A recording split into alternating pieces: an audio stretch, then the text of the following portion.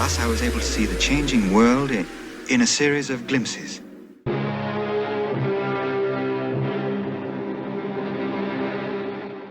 What is it exactly that makes a classic? Why do some movies endure in our memories despite how they age? What is it about these films that seem to stand sentinel against time, continuing to be cherished no matter how dated they become? Indeed, the dated look and feel of these films seems to add to their charm. They become more to us than just a movie. They transform, for many of us, into mental bookmarks of another place and time. The Quatermass Experiment, also known as the Creeping Unknown. I said the Creeping Unknown, not the Creeping Terror. Anyway, in 1953, Great Britain, like much of the rest of the world, was still trying to put its society back together after World War II. This is a reality most Americans still have trouble wrapping their heads around these days. The 1950s, that was my father's youth. It was all about hot rods, interstate highway projects, I Like Ike, and Elvis. As Americans, we just naively assumed this is how it was for our allies, too. But not so much. I remember a story Roger Daltrey told about growing up in this time period. If you were a young person growing up in England in the 50s and you wanted to learn how to play a guitar, you first had to learn how to make a guitar. This is a reality most Americans just can't conceive of, myself included. Add to this that the new technological innovation, television, had only been invented in 1949. All around the world, former radio broadcast companies were struggling to create content to fill airtime for this new medium. So, in 1953, Nigel Neal, a staff writer for the BBC, penned a 6-part science fiction serial entitled The Quatermass Experiment. It introduced the world to a grumpy, slightly antisocial scientific genius named Bernard Quatermass for the first time. 2 years later, Hammer Studios would condense those 6 live television episodes into an 85-minute movie with only a slightly larger budget. By the way, this is the Blu-ray copy. I can only imagine what the DVD would have looked like. After the credits, we meet the world's oldest teenage couple. Yeah, these two are as close to being teenagers as Reaper Mom and I are. The pair find themselves having to dodge something falling out of the night sky.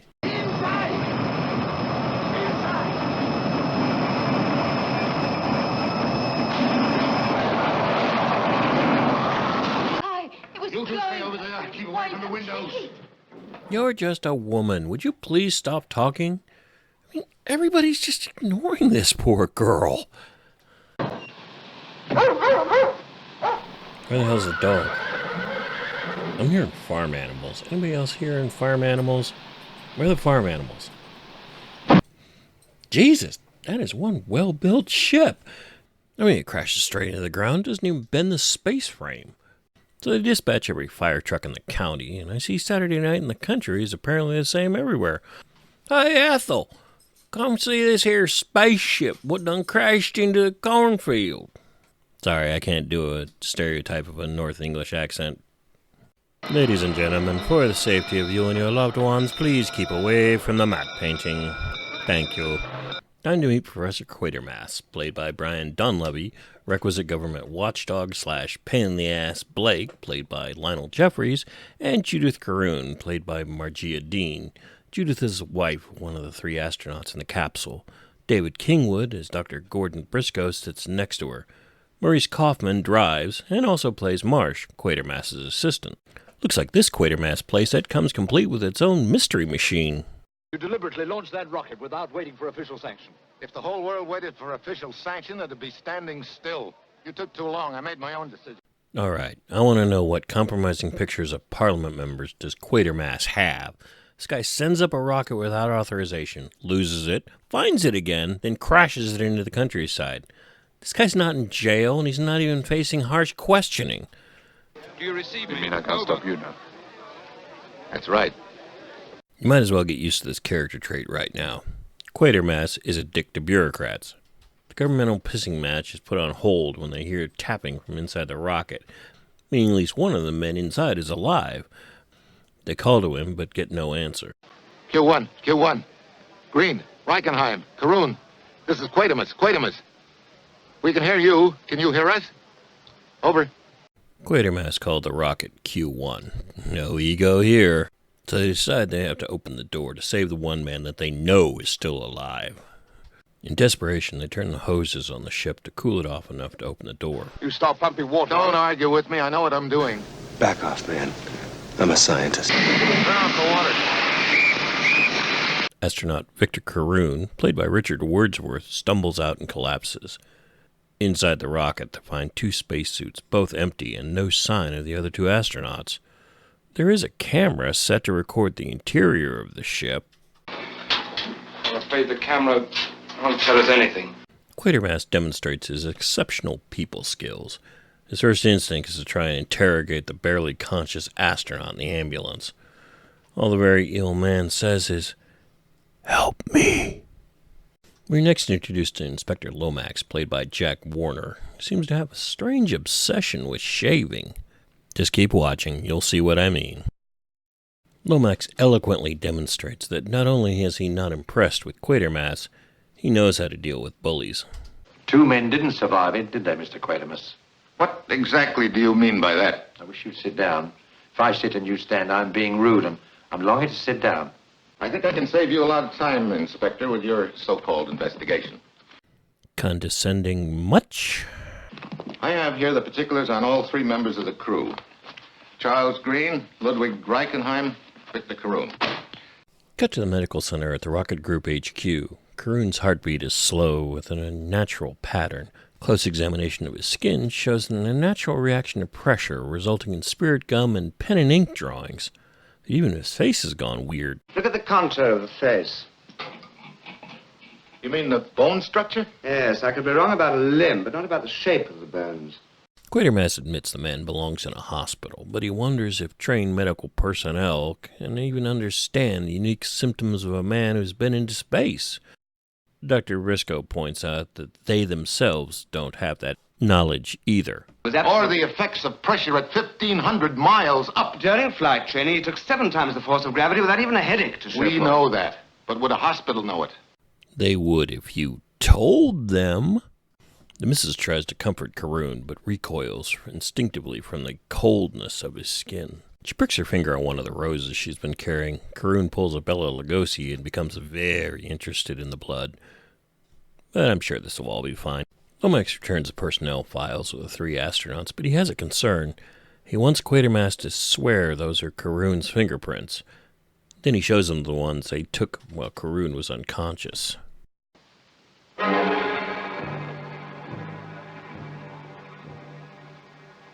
Is this a joke? This is no joke, sir.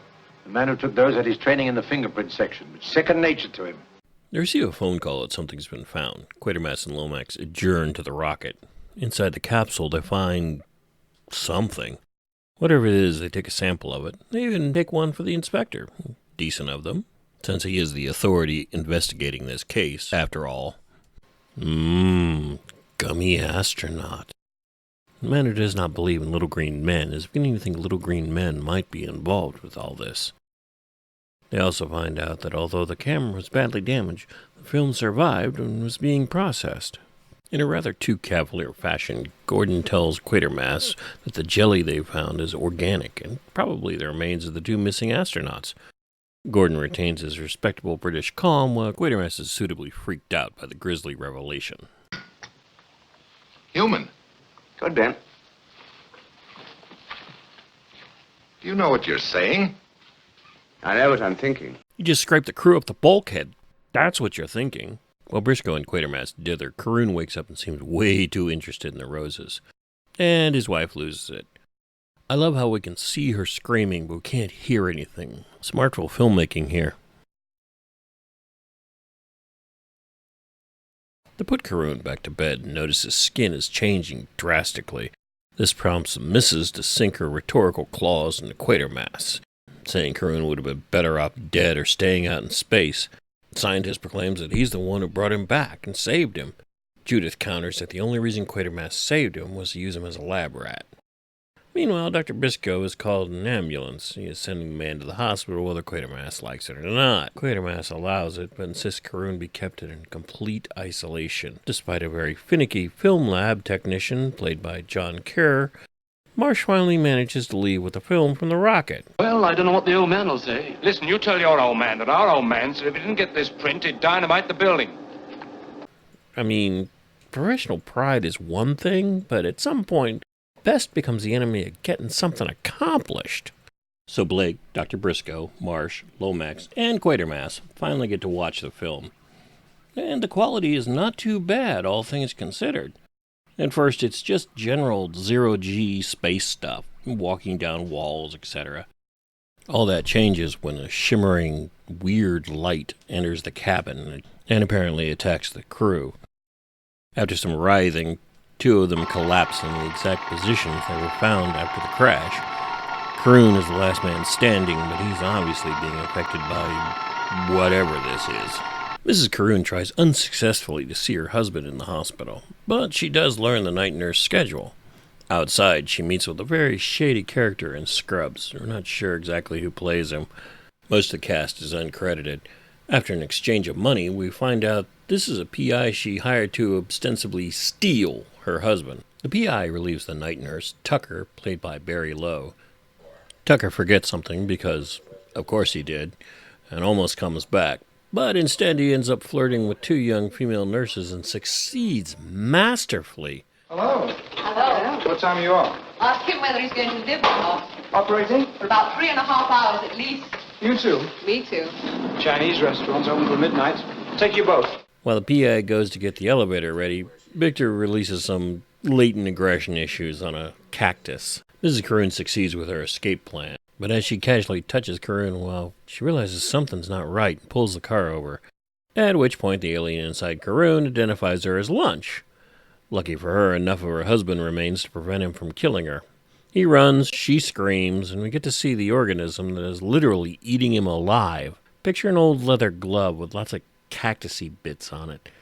As Carroon stumbles off into the night, a promise of mayhem to come, Quatermass, Briscoe, and Lomax are examining what is left of the PI. Mrs. Carroon is raving about a gray hand with thorns like a cactus. Inspector Lomax puts 2 and 2 together and recalls the cactus in Carroon's room. Then he calls Scotland Yard and dispatches the troops to find a now very dangerous man. Confronted with the evidence that Carroon is bonded with a cactus, Quatermass speculates that this is an intelligent life form using Carroon to build an army to take over the Earth. For my part, I was just speculating if this still qualifies as a workman's comp claim. We see Carroon looking like a homeless person shuffling towards a chemist shop. That's a drugstore for those of you on this side of the pond. The chemist, played by Toki Townley, makes the mistake of opening the door. Carroon comes in and starts tearing up the joint. The chemist can plainly see he's in pain and tries to help him, and he gets eaten for his trouble. Cut to the inspector catching a quick shave. He's interrupted by a call about the chemist shop murder. Lomax sends word for Briscoe and Quatermass to meet him at the scene.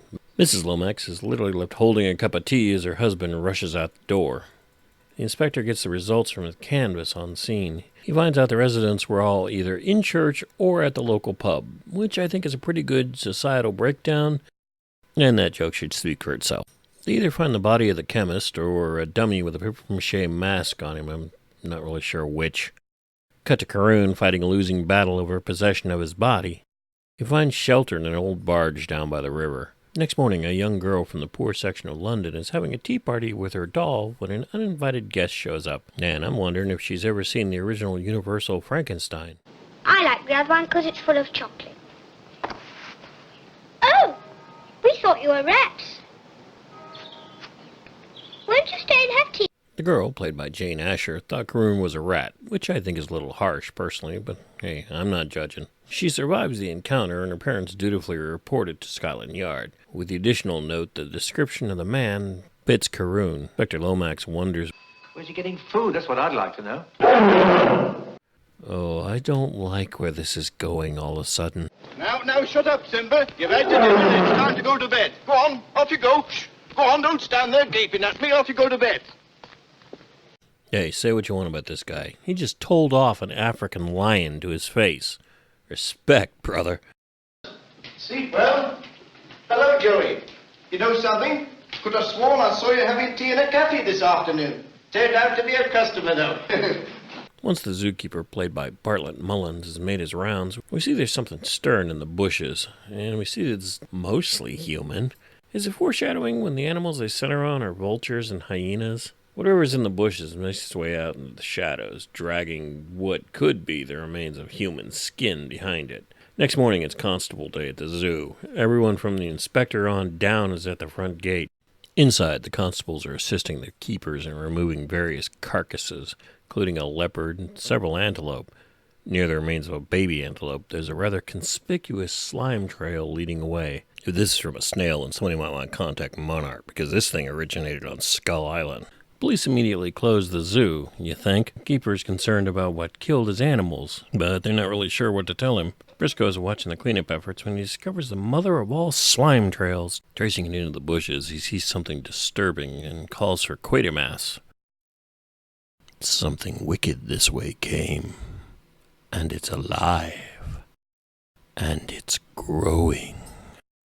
Taking the sample back to the lab, they satisfy their scientific curiosity by feeding it a cage full of mice. Quatermass suddenly comes to the very disturbing conclusion that humans are no longer at the top of the food chain, and neither is anything else from Earth.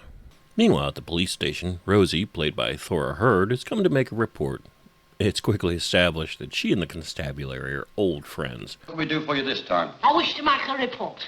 Miss Rosemary Elizabeth Wrigley. What address this week? Well, I'm temporarily visiting. Bow Street. With friends. Salvation Army. The Embankment. What did you see this time, Rosie? Oh, it was terrible. Saturday night, and as usual, she's seeing monsters. But apparently this one's different. Sergeant, played by Sam Kidd, not only believes her, but confirms to Rosie that what she saw was real, and not just a gin goblin, as she calls it. She responds by doing the only thing that a sensible person would do under these circumstances. She faints dead away. The sergeant calls Lomax, and Lomax calls Quatermass.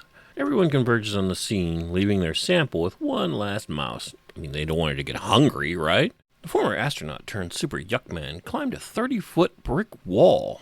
Briscoe examines the slime trail while Quatermass tells Lomax to put out a public statement warning everyone not to touch anything strange they see on the street. Good job. That's just vague enough to be alarming and authoritarian enough to make people wonder. That won't start a panic at all. Cut back to the research lab. I see Briscoe is still practicing strict fire safety. Meanwhile, the specimen has finished its snack, grown considerably larger, and is moving on the second mouse cage. Now, Reaper Mom thinks this thing looks like a face hugger. Personally, I think it looks more like the creature from the remake of The Thing. Jesus, will I never be done with that movie? Anyway, we're taking boats, so tell us which one you agree with more in the comments down below. Fortunately for the mice, the yuck monster died before reaching them and completing its reproductive cycle. And say what you want about the inspector, he goes straight to the commissioner and has the army brought in to search for the monster. We get some newscasters speaking, but apparently somebody forgot to dub in their dialogue. Either that or they just didn't want to bump them to a higher pay grade for actually hearing them speak. Yeah, I'm betting that's probably what happened. Now, while this is going on, the BBC is hosting a special on the restoration of Westminster Abbey. And there's a problem. Because of course there is. When they cut to their live feed, the camera's dead, so they shunt to the second camera and find out the first camera's fine. It's the operator that's dead. As the producer, played by Gordon Jackson, races in to ask someone what the hell they're playing at, we see a slime trail going up the building. Speaking with the show's hosts are Lionel Dean, played by Basil Dignam. They decide that even with the dead guy in the shot, the show must go on. Inspector Lomax shows up and tells them, in fact, no, it doesn't, and orders everyone out of the building. While the producer's arguing with Lomax about evacuating the building. One pan up as high as you can now. Wait for it. One of the cameramen gets a shot of the monster. Because of course he does. Must be 20 feet across. Quatermass arrives on the scene, viewing the images of the creature, and realizes they have a chance to stop it. The monster's wrapped itself around the steel scaffolding, and what do you know? There's a bunch of electrical cables all over the place. Problem is, Quatermass doesn't want just local power. He wants all of it. You kind of sensed that about the guy anyway, didn't you?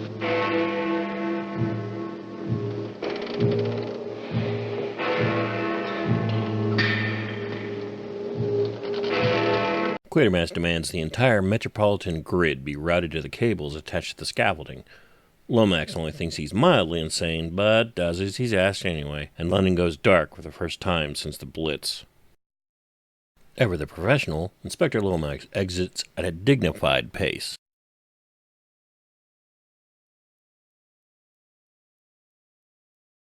Saw that! The plan works, and we end up with Space Yuck Monster Flambe.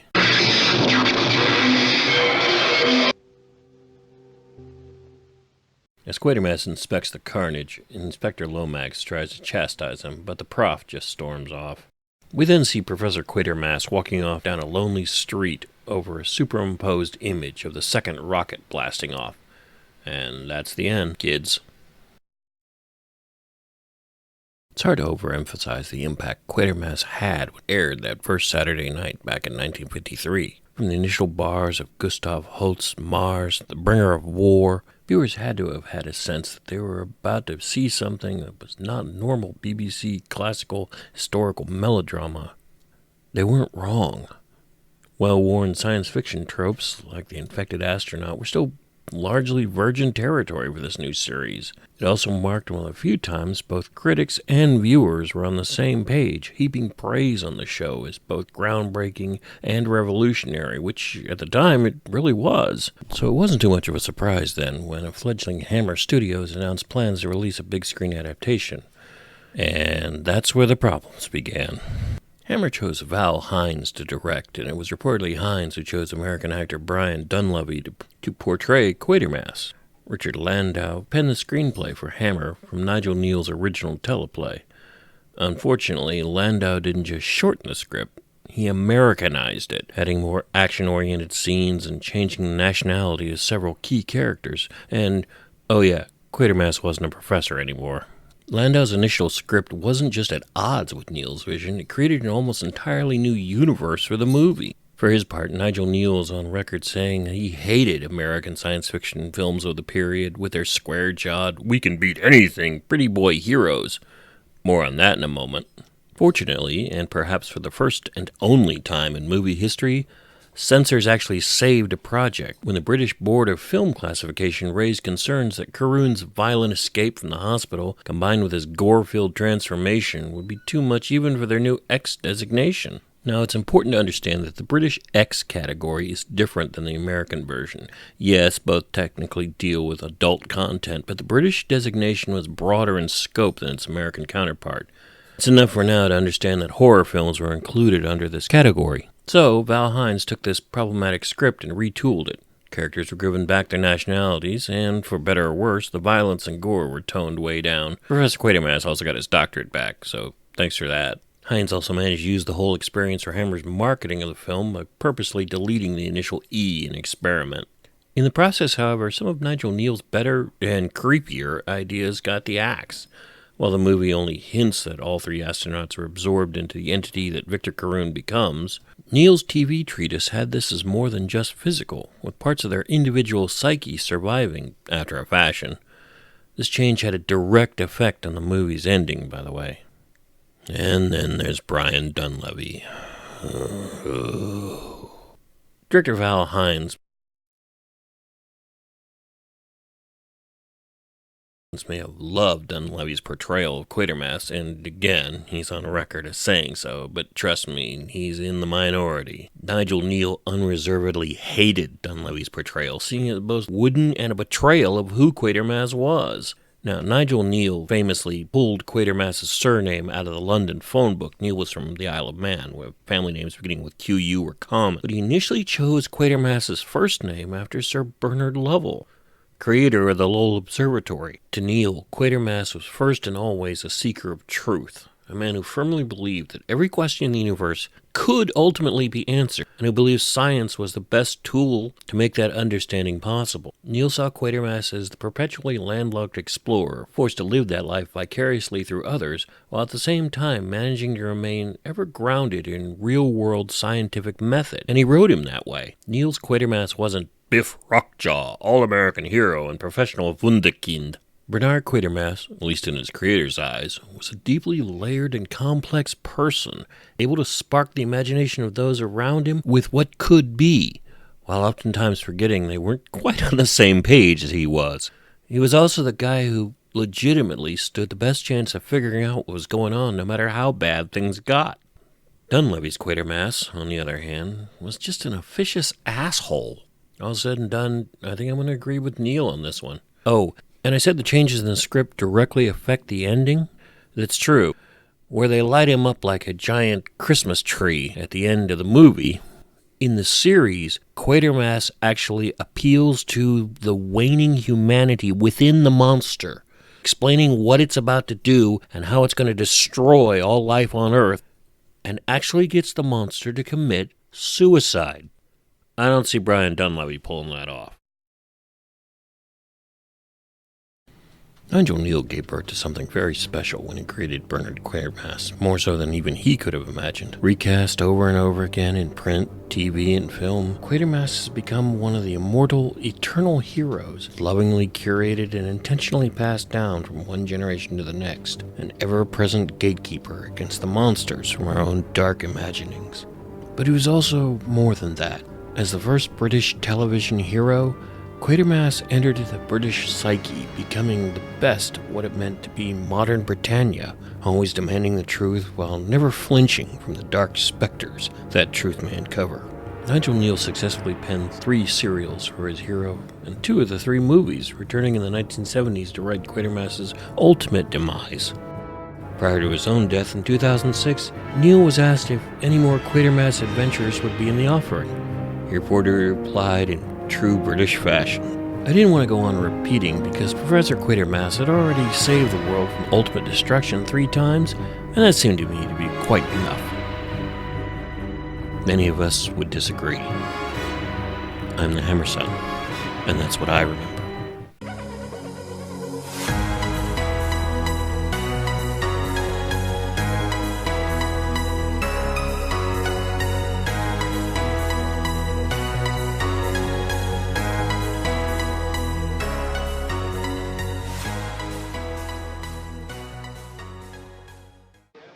You mean I can't stop you now? That's right. Back off, man. I'm a scientist.